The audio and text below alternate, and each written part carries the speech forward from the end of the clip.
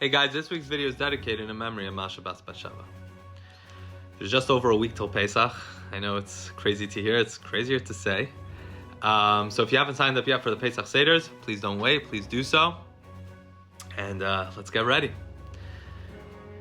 In his book, Inner Games, Timothy Galloway describes, when describing the mindset of professional athletes, talks about tennis, right? How do you know if somebody's a good tennis player? By the opponent they face, right? The better the opponent, the better way we know how good the tennis player is. So is the opponent an enemy or a friend?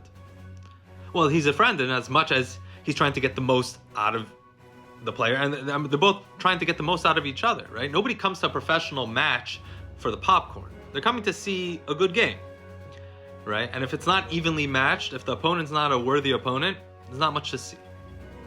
The better the opponent, the better match they are, the better gauge we have of how good these athletes actually are. And the lesson is a universal one, right? Not everything that is difficult is bad. Not every opponent is an enemy. And more often than not, when we have a challenge, it's the best thing that could have ever happened to us. In this week's Torah portion, Parsha Vayikra, we begin the third book of the Torah, the book of Leviticus, discussing all the technical mitzvot, sacrifices, how they're done, etc. When it comes to the creation of the world in the book of Genesis, there's an interesting medrash that's related to this week's Torah portion. There's a medrash by all the way back in Bereshit, when the world was created, that says that there are 5 times throughout creation when it mentions the word light, corresponding to the 5 books of the Torah. And the time where it says, and God saw light and it was good, that's referring to the book of Leviticus, the book that is full of laws. This is what the medrash says. And there's 2 questions. First of all, the book of Vayikra is not the only book that is full of laws. I mean, the book of Devarim, the 5th book of the Torah, is also full of laws. And secondly, why does that make it good? Because it's full of laws. Why does that make it good? And there's an insight here that kind of addresses both. And that is, what makes Vayikra unique is that the laws in Vayikra are difficult.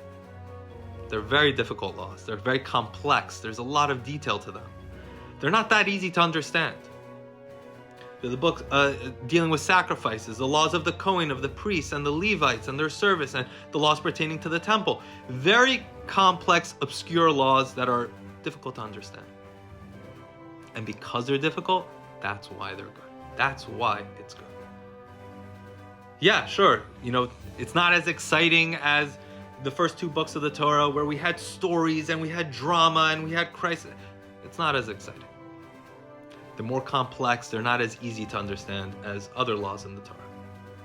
But because of that, the satisfaction that we get when you delve into it, when you really wrestle with it, and you come out on the other side, that satisfaction is that much greater. Challenge is not a bad thing. Challenge is a good thing.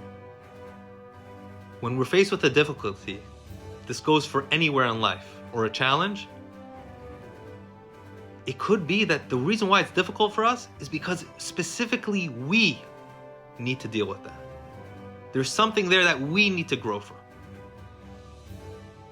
And so whenever you're faced with any kind of difficulty, keep that in mind. Over the next bunch of weeks, we're going to be going through Vayikra. It's going to be hard. It's going to be difficult. There are going to be a lot of complex ideas, a lot of complex mitzvot. That's a good thing. It's the best thing. Shabbat Shalom.